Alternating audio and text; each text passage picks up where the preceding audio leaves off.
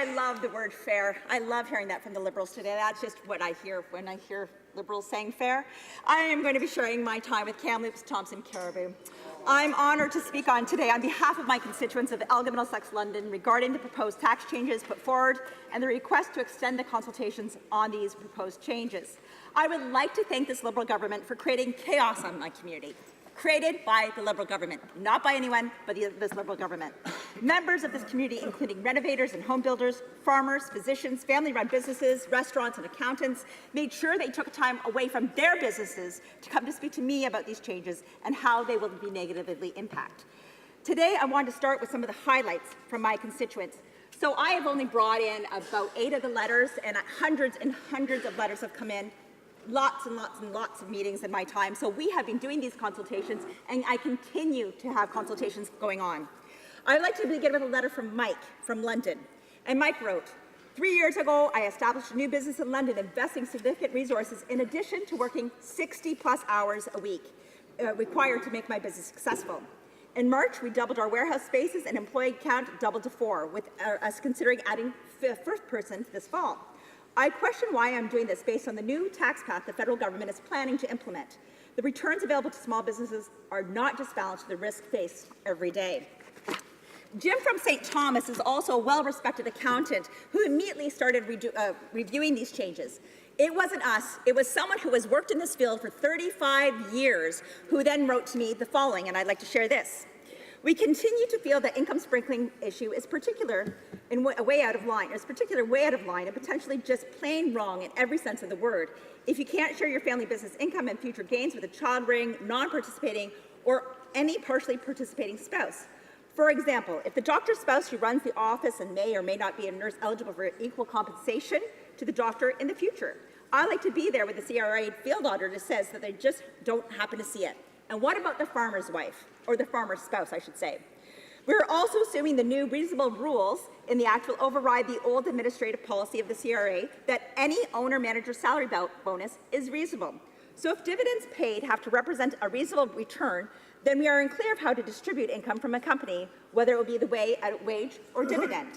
So it's funny that we're talking about how the Conservatives have spun on this, but I didn't write anything to these people. They're actually writing us. And we have the tax professionals writing to us. I have not asked for their insight. So as we continue with this, I want you guys to be sure that that the members of this government are actually knowing we're listening to the people.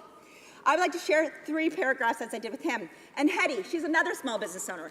Hetty works in a community. She is actually widowed. She happily just got remarried, very proud of her. She works 7 days a week at her landscaping business. And she wrote me a very, very lengthy letter, but I just wanted to read a little excerpt. Please find attached a copy of letters from me regarding taxation of private corporations. From what I've been hearing, it is really starting to worry me. I've worked my whole life as an entrepreneur, and if you can't use capital gains exemptions or realize a profit from the sale of my business, then my retirement is dim. I do not have CPP or a pension to fall back on. Small business owners need support in order to realize a decent retirement. I hope that the government is able to stop what they are doing and have some conversations with the business community so they don't unfairly target private small businesses. So as I continue with this, the letters and emails have been pouring in from all Canadian families, but I specifically looked at only the people in Elgin, Middlesex, London. Elgin, Middlesex, London has the City of London, the City of St. Thomas, and 8 other municipalities, mostly of farming communities. So looking at some of this, I have Jason and Shelby that wrote to me, and they're from Thorndale. According to the Coalition for Small Business Tax Fairness, these proposals restrict small business owners, like family farm owners, from sharing income with family members. Changes to capital gain rules will make it more difficult for owners to transfer their farms within the family to the next generation. This in particular concern for multi-generational farm businesses that have incorporated for the purpose of farm succession. That is something we have heard many, many times from our advocates on this side. We are here to listen to the farmers. We want to know what's going on. I could continue, and that's exactly what I'm going to do. You're going to have to listen to me for 5 more minutes. Yeah. People from Elgin, Middlesex, London, talking about this. And farmers in my area are very vocal. If you ever want to see vocal, come to Elgin, Middlesex, London. They will let you know what really is happening. Peter and Sarah from West Elgin shared with me a very familiar story. I too was raised on a farm and understand the challenges and risks. You know, I was a farmer's daughter. We raised 18,000 turkeys and 2,000 pigs. My dad worked 7 days a week, 365 days a year. And that's what he did until he sold the farm in 1996. But this is what they've written. Fast forward 30 years. So he gave me an entire page before, but fast forward 30 years and we have survived almost complete bankruptcy, droughts, crop loss, pig deaths, and many other trials and tribulations to create successful cash crop and livestock operations. However, all of this was at a cost. We received no funding to pay for our university education, no help to open our new business. We risked it all. On paper, we might look like a successful business, but there's no retirement for our parents other than the family farm. As an employer, I have no access to EI, I have to pay for my own benefit plan, and I have no access to OSAT for my children to attend university.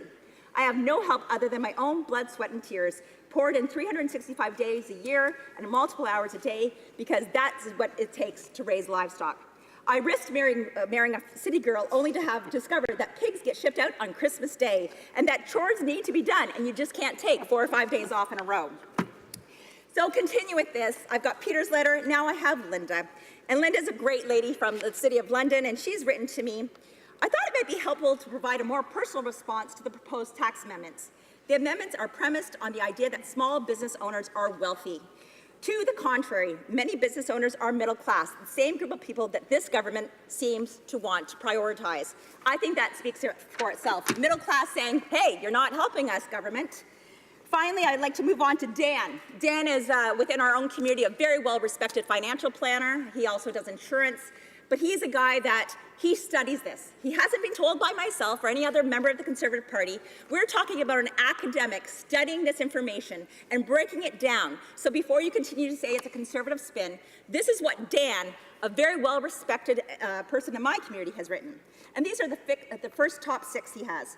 Federal proposals represent significant tax reform for family businesses in Canada. Family business owners are the middle class. Family enterprise is the engine of our economy, and I hope you guys realize that, or I hope everybody realizes that. It is misleading to equate business owners with salaried employees. I'm not sure how many of you have been small business owners in this room.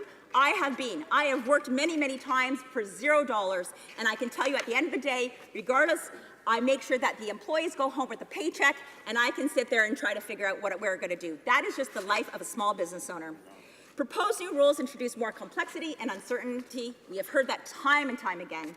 And finally, integrate generational business succession even more difficult. So those are some of his tactics and some of his issues. Mr. Speaker, how much time do I have left? Oh, 2 minutes. Fantastic. Because more. Because I want to finish with Jonathan. And maybe it's because I looked at Jonathan's letter and I thought, this guy gets it. This guy really gets it because he really does care. He has written, Dear Ms. Vecchio, I am deeply concerned with tax proposals released by the Department of Finance on July 18th. These proposed changes, as currently worded, will be extremely damaging for my farm and the farm businesses across Ontario and Canada. These proposed tax changes will add uncertainty and complexity to farmers and small business owners across the country. I am particularly concerned with the impact these changes would have on succession planning. It is unacceptable that the Government of Canada would make it easier and more beneficial from a tax perspective for a farmer to sell their farm business to a stranger rather than to their own child or grandchild. This type of policy threatens the tradition of the Canadian family farm. The conduct of this consultation is completely unacceptable. Providing a 75-day consultation period on such complex and ill-conceived legislation makes a mockery of the democratic process and good governance. As worded, these proposed changes cannot be allowed to move forward. If tax reform is a priority, it must be done in a meaningful consultation with Canadian farm businesses and other small businesses. I ask that you do not support these proposals and these tax changes. As a young farmer and someone that is now completely self-employed, these changes will de-incentivize entrepreneurial ventures and business ownership in general. So he carries on because in Ontario, we don't just have the Liberal government to deal, we have the Ontario Liberal government to deal with. So these farmers will only be paying minimum wage increases, more on hydro.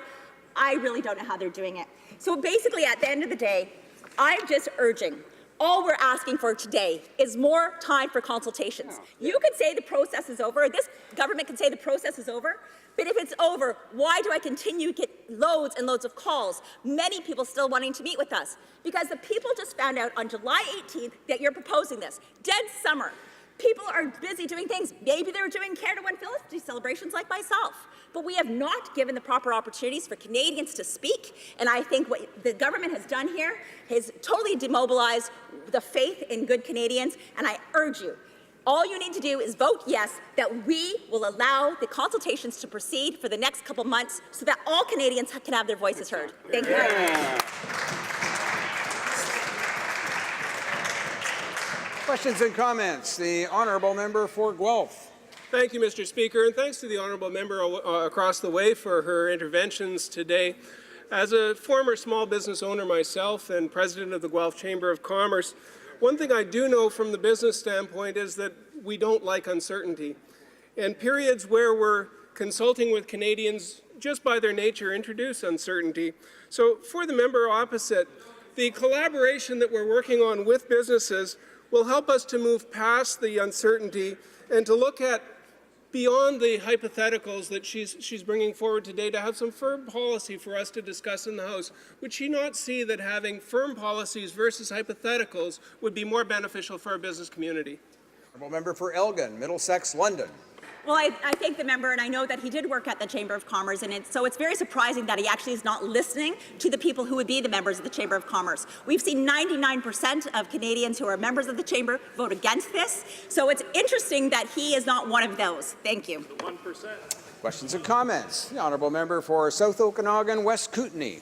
Well, thank you, Mr. Speaker, and I'd like to thank my colleague from Elgin, Middlesex, London for her lively and informative speech. And yes, and I'm glad she talked about fairness, because fairness is the fundamental that the NDP is built on, and that's why both the NDP and Conservative parties are calling for this government to extend the period of consultation to make it fair for farmers and other people who haven't had time to really explore this complex proposal. And I just wondered if she would comment on the NDP proposal to also expand this consultation to include real tax fairness, expand it to include CEO tax loopholes and offshore tax havens where the government could really get at tax fairness. For Elgin, Middlesex, London.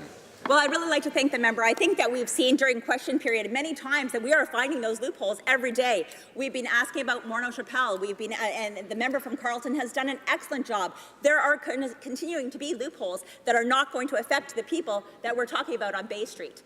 So I would like to see what you have to offer, or what the member has to offer. I personally have not looked at it, but I think the bottom line here is we're not seeing tax fairness. We need a consultation period extended, and that those consultations can be part of that as well, perhaps.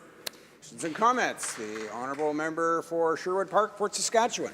Thank you, Mr. Speaker. I thank my colleague for her excellent speech. One of the things that I found really unfortunate in conversations I've had with business owners in my riding is I asked them through this process, if you were talking to a young person who was considering going into business, and you were to advise them whether they should consider opening their own business or whether they should not bother, would you give them the advice to follow the path you've followed? And many business owners have told me that in light of the piling on from this government, in Alberta, from other levels of government, the same in Ontario, in light of all that piling on, many of them told me that actually the advice they would give to a young person starting out today is not to go down that path at all.